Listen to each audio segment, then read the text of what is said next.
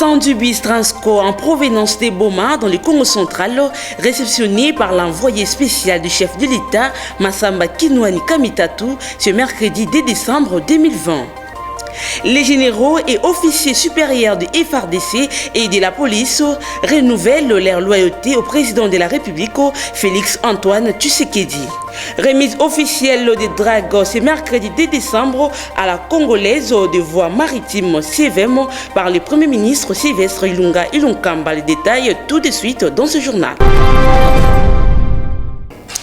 Vous nous suivez de partout, mesdames et messieurs, bienvenue dans cette nouvelle édition du journal. Dans l'actualité, la Congolaise de voie maritime CVM a désormais sa drame acquise au prix d'une firme belge à plus de 10 millions d'euros. Désormais, les gros navires essais avec un grand tonnage pourront atteindre le port maritime de Boma et Matadi avec beaucoup d'aisance.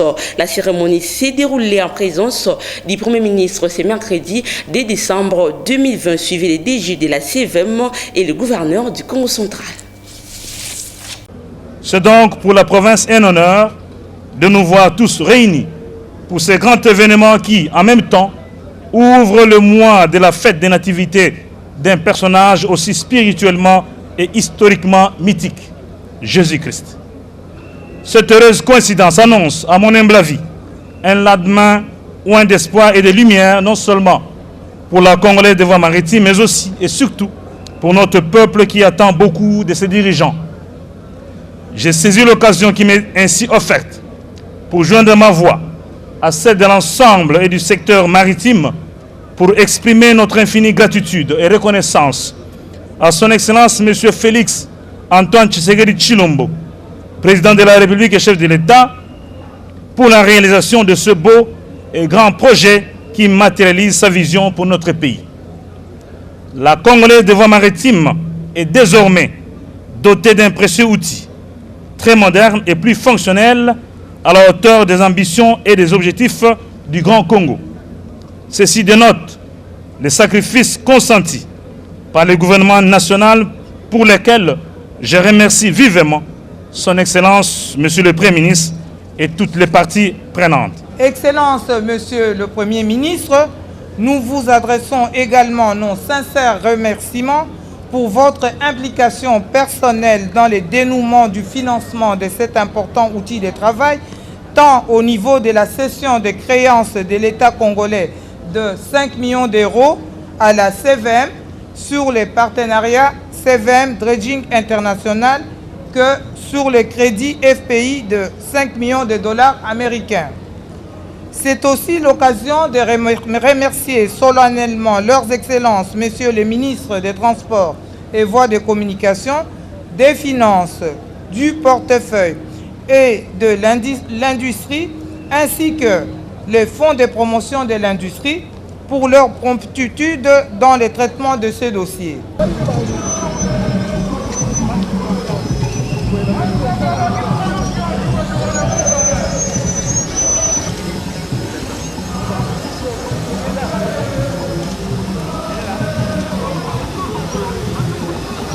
Je l'ai annoncé dans le titre, l'envoyé spécial du chef de l'État, Massamba Kinwani Kamitatu, a réceptionné ce mercredi 2 décembre 2020 un deuxième lot de 110 bus Transco en provenance des Boma dans le Congo central. Témoin de l'événement, Guilhem Mayamba.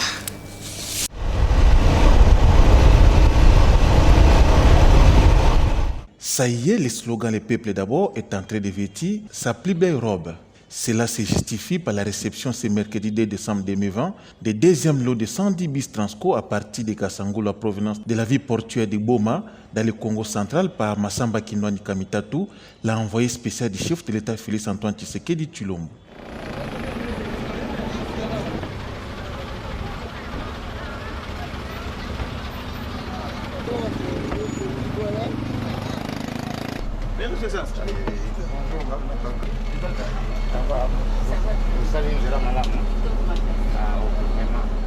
Le cortège a quitté Kasangolo en passant par la route Matadi, Kitambo Magasin, gare centrale, rond-point Willeri et boulevard Lumumba pour chuter à l'entrepôt de Siforco sous les ovations de la population.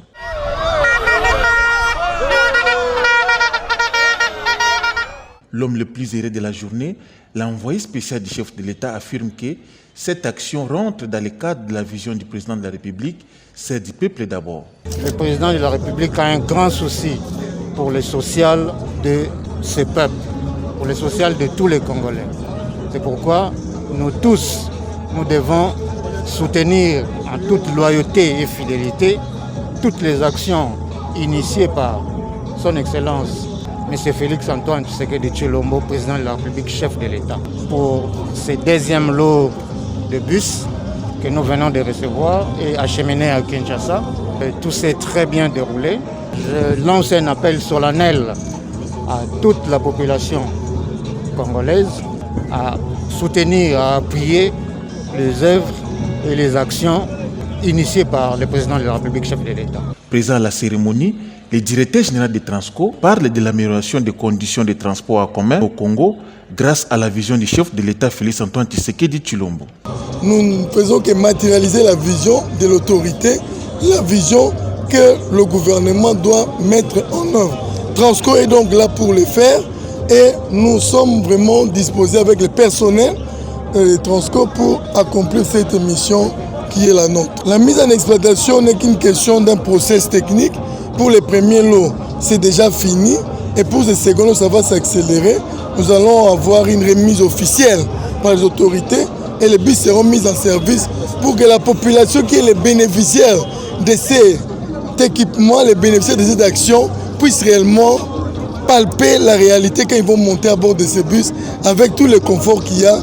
J'espère que la joie qu'on a vue sur le parcours va être encore davantage grande parce qu'on va monter dans ces bus. Occasion faisant les larrons, l'envoyé spécial du chef de l'État Massamba Kinwani Kamitatu signe et persiste que sous l'impulsion du président de la République Félix-Antoine Tshisekedi Tshilombo, la solution pour les transports en commun en RDC est à nommer. Mbaleleki tozwaki 110, lelo yope tozwi susu 110 oyo ekoti na Kinshasa, oyo mokonzi ya mboka asili kobongisa masolo ya transport ya population. Tolobaki le peuple d'abord, tolobaki année oyo ezali année ya baction, baction yango oyo tembe ezali lisusu te. Yango na kosenga na bandeko nyonso esika tozali toyeba ke Congolais azangaka jamais kozwa mutu oyo ya kosunga bango. Tomonaki na bambula elekaki kala Lumumba ayaki mpona kosunga Congo. Tomonaki ba effort nyonso Etienne Tshisekedi wa Mulumba asalaki po na kotia nzela tozwa lelo état de droit. Lelo toza na chance ya kokumba na état de droit na son excellence Félix-Antoine Tshisekedi Tshilombo, chef de l'État, oyo tobengi Fachi Béton. Congolais aza na chance ya kozala na mokonzi neti ye. Botala bino mo bomoni action yango oyo ala na souci na bino, surtout bino ba Kinois, bino ba étudiants, bino ba élèves po te botambola na ba moyen ya transport ya malamu, bozala na souci ata moko te, bino ba mama, ba tata, ba ndeko nyonso botambola na moyen oyo ilongo bani po na bino. Kala bobandi to bayokisaki bino soni, ba négligeaki bino.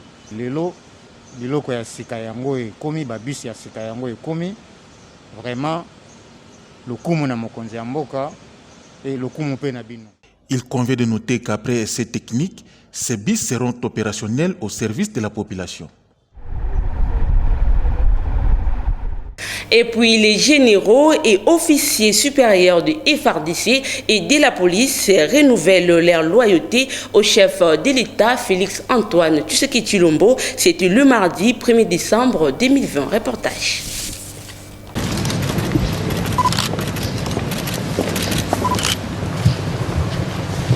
Tous ou presque ont répondu à l'invitation du président de la République, Félix-Antoine Tshisekedi Tshilombo. État-major commandement des FARDC et de la police nationale, commandants des zones de défense et leurs états-majors, officiers responsables des zones de défense et régions militaires, chefs des groupes et bases des forces navales et aériennes, bref, tous les hauts commandements militaires élargis aux services spécialisés de la police ont assisté à la causerie morale du commandant suprême. Pendant près de 4 heures, ces officiers généraux et supérieurs, une centaine au total, ont reçu des instructions claires et précises sur leur mission de protéger les institutions et l'intégrité territoriale. À l'issue de cet échange, les hauts gradés de l'armée et de la police nationale ont renouvelé l'acte d'engagement de la loyauté et fidélité au commandant suprême. Conscient de responsabilités et assignations que nous confère la constitution de notre pays, mû par le sentiment de n'œuvrer que pour l'intérêt supérieur de la nation, nous, militaires et policiers de la République démocratique du Congo, tenons à préciser, en ce 1er décembre 2020, ici, au Palais de la Nation, que conformément à nos missions constitutionnelles légitimes, demeurons apolitiques et républicains, totalement dévoués à la cause Congo. Face aux vicissitudes du moment, restons attachés aux valeurs démocratiques consacrées par l'article 187 de notre Constitution qui stipule que les forces armées et la police nationale congolaise ont pour mission de défendre l'intégrité du territoire national et les frontières. Elles participent de ce fait au développement économique, social, culturel et environnemental, ainsi qu'à la protection non seulement des institutions légalement établies, dont le président de la République, mais aussi la protection des personnes et de leurs biens. Ciment de l'unité nationale républicaine, les forces armées, la République démocratique du Congo et la police nationale congolaise, résolument dévouées au service de la République démocratique du Congo et à son peuple, ne se laisseront ni inféoder, ni détourner de leur mission sacrée par des vendeurs d'illusions en mal de glorioles. Redevables vis-à-vis de la population congolaise dont elles sont l'émanation, les forces armées et la police nationale congolaise rassurent votre suprême autorité qu'aucune campagne de sédition de quelque nature que ce soit ne viendra ébranler notre engagement citoyen et notre détermination à demeurer apolitique, national et républicain. À cet effet, nous, militaires et policiers de la République démocratique du Congo, saisissons la présente circonstance pour réitérer toute notre fidélité, toute notre loyauté sans faille, ainsi que toute notre disponibilité à œuvrer sous votre guise, Excellence, à l'accomplissement de nos nobles missions jusqu'au sacrifice suprême. Et comme l'indique notre serment, nous ne trahirons jamais le Congo. La causerie morale de ce mardi intervient 5 mois après celle du 11 juillet de cette même année. Autre chose à présent, constitutionnellement parlant, les FCC-CACH n'a aucun soubassement juridique. Quant à si le président de la République a les pleins pouvoirs de nommer un informateur afin de dégager une nouvelle majorité parlementaire. Tels sont les propos tenus ce mercredi 10 décembre 2020 par Maître Jean-Marie Kabengela au cours d'une interview accordée à CBS. Reportage de Berlin Ekaya et Delphine Tundola. La crise politique qui secoue la coalition FCC-CACH continue de susciter débats et commentaires au sein de la classe politique congolaise. Cependant, l'agitation est à son comble du côté des acteurs impliqués en ce qui concerne les textes légaux et ont consacré les deux partis au pouvoir à l'issue des élections du 30 décembre 2018. Interrogé à ce sujet, Maître Jean-Marie Kabengela précise que la constitution congolaise ne reconnaît pas les deux plateformes électorales FCC et CACH. Notons également que ni le FCC ni le CACH ne constituent un regroupement politique ayant présenté des candidats aux élections législatives. Ce sont de simples plateformes électorales. Et dernièrement, dans leur speech, les membres du FCC l'ont reconnu en disant qu'ils constituaient justement une plateforme politique. À en croire Maître Jean-Marie Kabengela, pour résoudre la crise causée par le FCC-CACH, le président de la République doit user du pouvoir lui conféré par la Constitution en nommant un informateur afin de dégager la majorité parlementaire. Le président de la République, après les consultations, devrait désigner un informateur. Les premiers partis politiques ou regroupements politiques à adhérer, à se faire identifier, il y aura l'UDPS, l'UNC, donc les partis constituants, le CACH, et éventuellement les partis auxquels appartiendrait l'informateur. Et les autres partis politiques, regroupements politiques, ainsi que les indépendants, pourront se faire identifier. En ce moment-là, le chef de l'État, lorsqu'il va parvenir à identifier une coalition, l'ensemble des partis politiques et regroupements politiques constituant la majorité, à ce moment-là, la voie lui sera ouverte pour pouvoir nommer le Premier ministre et à la suite de la nomination du Premier ministre, nommer les autres membres du gouvernement. C'est ça la piste, parce que le reste, le gouvernement Ilon Kambi, il faut leur dire et le répéter, était mis en place en violation de la Constitution, notamment son article 78 alinéa 2. Dans une déclaration rendue publique ce mercredi 2 décembre 2020 à Kinshasa, les mouvements citoyens G24 montent au créneau pour demander au président de la République le respect de la Constitution et à l'examen profond des ordonnances nommant les nouveaux juges de la Cour constitutionnelle. Suivez leur déclaration d'assiette extrait choisi pour vous par Naomi Katako. 4. Par ailleurs, le G24 exige le respect et l'application stricte de la Constitution et des lois de la République. Héritage de la lutte de Etienne Tshisekedi Wamulumba de Reste Mémoire. Quant aux décisions d'après les consultations, afin d'éviter à la nation de continuer à vivre dans les crises politiques interminables.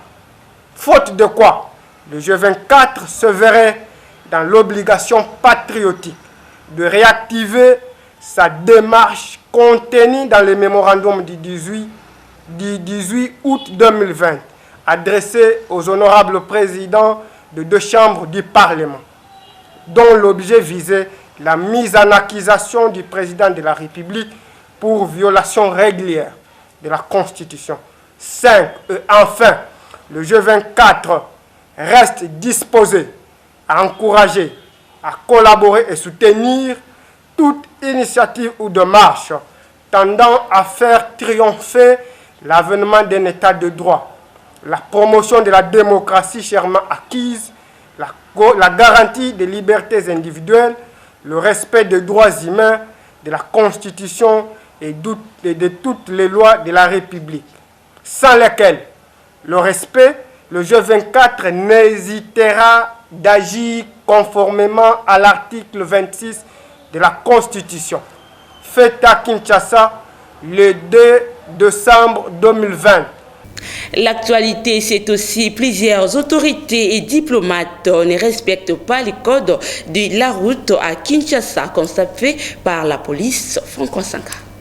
À Kinshasa, plusieurs ministres, les PDG, les officiers supérieurs et leurs femmes ne respectent pas les codes de la route, surtout quand ils sont bloqués dans les embouteillages. Les cortèges des autorités violent tous les jours les codes de la route. Monsieur, super. Va la plaque là, va la plaque là. Va plaque. Va plaque.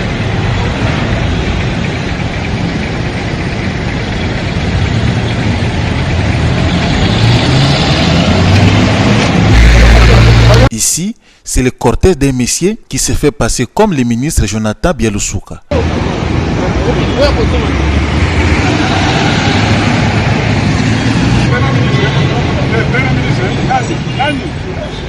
Excellence.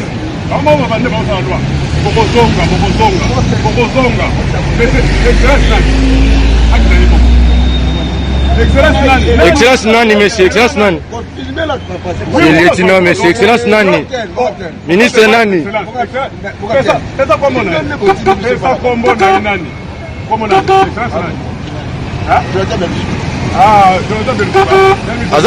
Azanan. Jonathan Bieloussouka. Nani. Asong Azanan.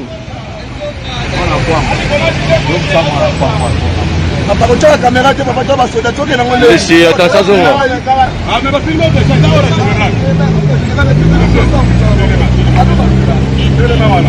Ici, c'est le cortège du chef de la maison civile du président de la République.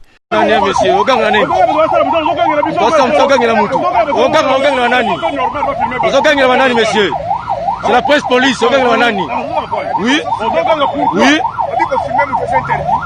Merci. Ça c'est contraire. Les numéro 1 des CIPOP de la ville-province de Kinshasa donne ici l'objectif de cette opération. D'abord, tu constates que Nanzela est un mibeko na yango. Mais usagers de la route nyonso aboyi kotosa mibeko. Baye bazo ko buka mibeko nde banani.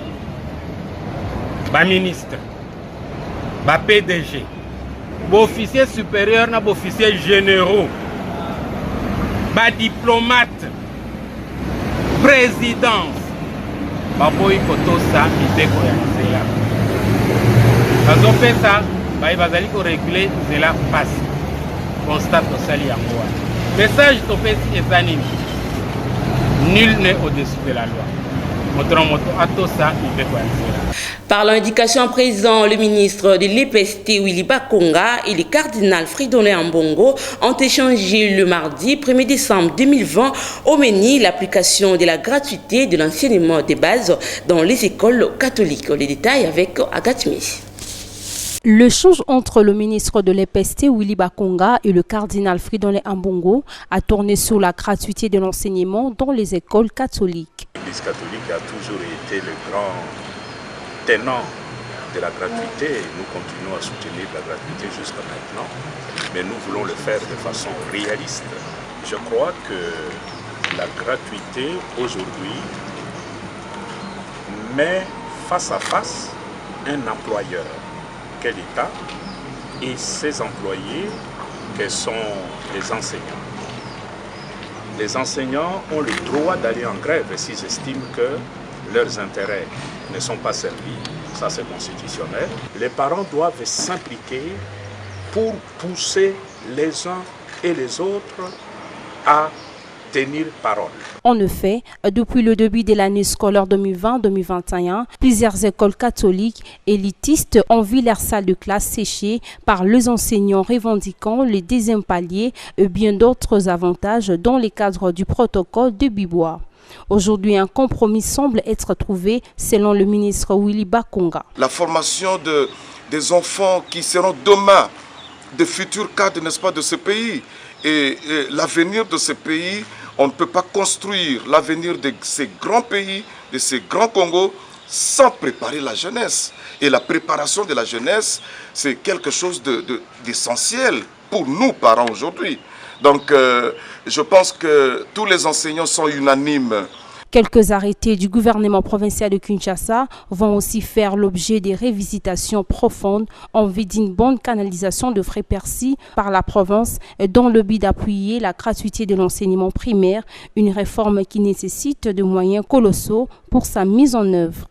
Revenant à cette information, le PNMLS et le ministère de la Santé ont organisé une activité allant dans le sens de sensibiliser la population et de leur dire que le sida nécessite un traitement. Cela est à l'occasion de la célébration le 1er décembre 2020 de la Journée mondiale de lutte contre le sida sous le thème Solidarité et responsabilité partagée. Reportage. Solidarité mondiale et responsabilité partagée, tel est le thème retenu à l'occasion de la Journée mondiale de lutte contre le sida, célébrée chaque 1er décembre de l'année. Une journée célébrée en mémoire des soutiens aux personnes vivant et touchées par le virus, ainsi que les moments de se souvenir de toutes les victimes du sida.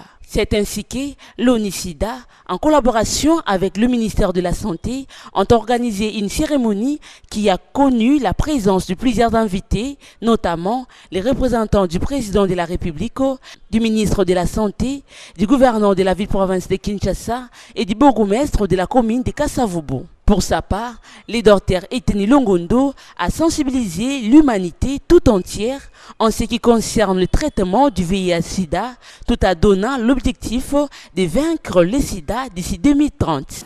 Mesdames et messieurs, chers compatriotes, tout en s'inspirant du thème international de la commémoration de cette journée et tenant compte particulier de la pandémie de la Covid-19,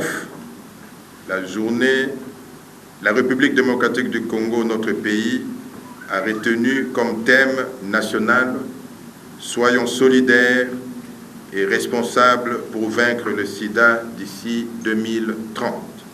De son côté, la directrice exécutive nationale de l'ONU-SIDA est revenue sur la 11e épidémie Ebola, la COVID-19, ainsi que les VIH-SIDA, lesquelles pandémies qui rongent la République démocratique du Congo en particulier et le monde en général. Aujourd'hui, afin que nous célébrions ensemble la Journée mondiale du SIDA 2020 dans votre beau et grand pays, je voudrais ici vous féliciter pour votre leadership personnel et remercier le gouvernement congolais, mes amis de la société civile et les partenaires qui, tous ensemble, permettent à votre pays de répondre au nombre de défis et notamment les luttes contre le VIH-Sida, Ebola, et de sommer la pandémie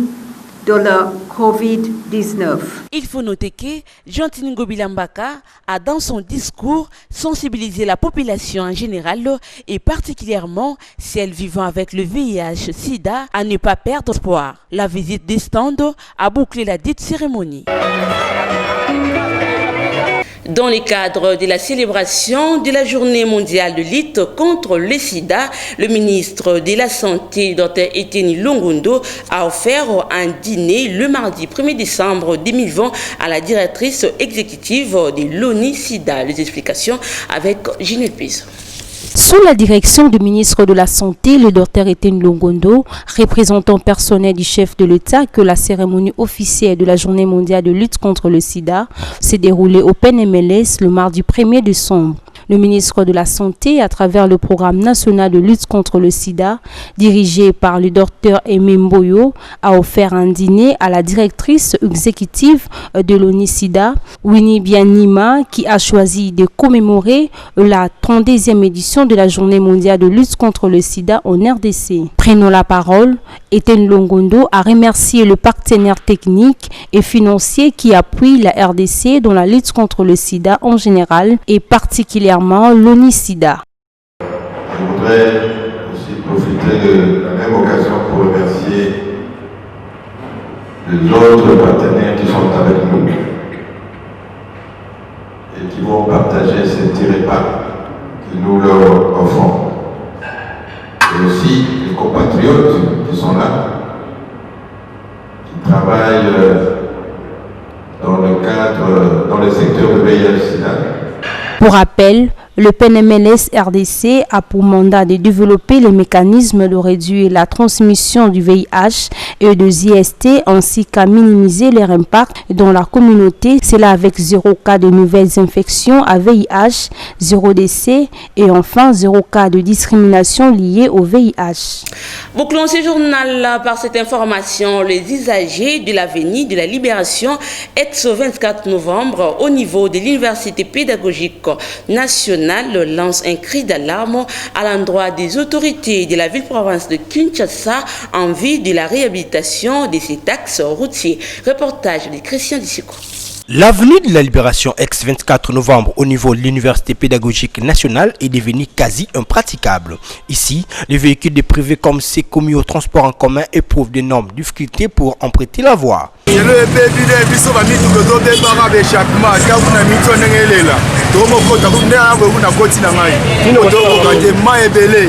Gouvernement de peu battre ça la action de la guerre c'est le mois basali ya ifel ba ko sala ko ndende de ko pour fois biso ba pour gagner clairement et de ko ka de l'ennemi bena là de cette route en tout cas c'est très mauvais il faut que l'État puisse faire quelque chose pour nous nous souffrons beaucoup il n'y a pas de bonne route ici comme ça ça abîme le véhicule c'est pas bon.